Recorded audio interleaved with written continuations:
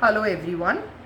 So we have learnt about the basic concepts of the fabric. So as you can see, we have a fabric here, and today we are going to learn how to cut bias strips. But before we start with that directly, let us just rerun the concepts that we have already covered. So these two sides of the fabric is what is my selvage. So as you can see, it's a thicker edge as compared to the rest of the fabric. There is a difference in the color. So these two are my selvages, and the yarns parallel to the selvage are my warp yarns, and this grain is known as a straight grain. There are no yarns raveling from the selvage. If you see this edge is where the fabric gets cut, and as you can see, there are yarns raveling out from here.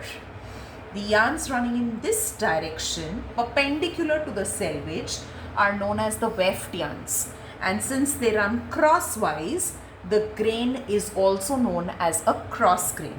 So you have a straight grain parallel to the selvage, you have a cross grain which is perpendicular to the selvage. Now the third grain that we have is what is known as a bias. Now a bias is cut at a 45-degree angle.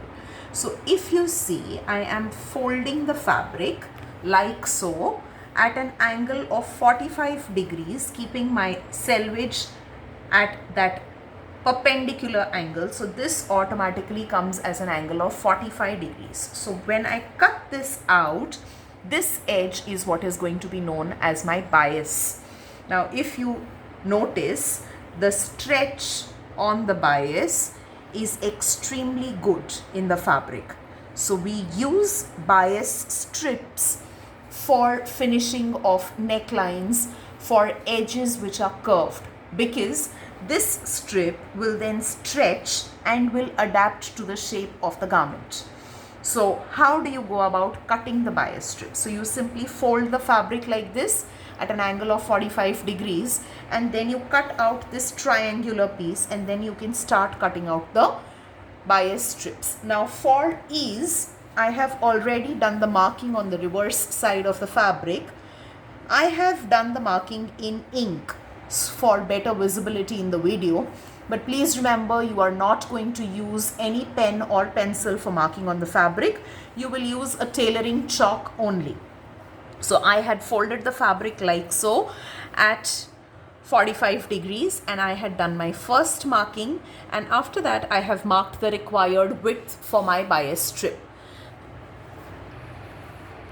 So here, this is my first marking of the 45-degree angle, and here I have done the marking of the required width of the bias strip that I need for finishing.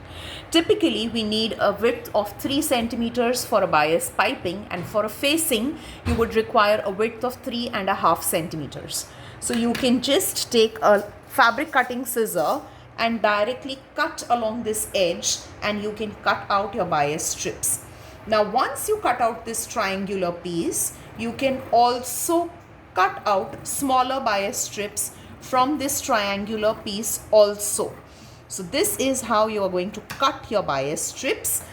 Now this is at a proper angle of 45 degrees. However, if you have a restraint on the amount of fabric that you have, you can also cut bias at a slightly lower or higher angle.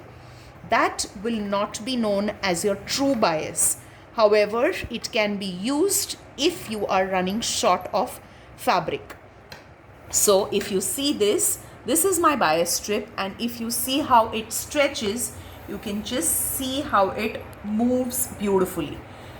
That is all for now. In the next video, we will see how to join bias strips. Thank you.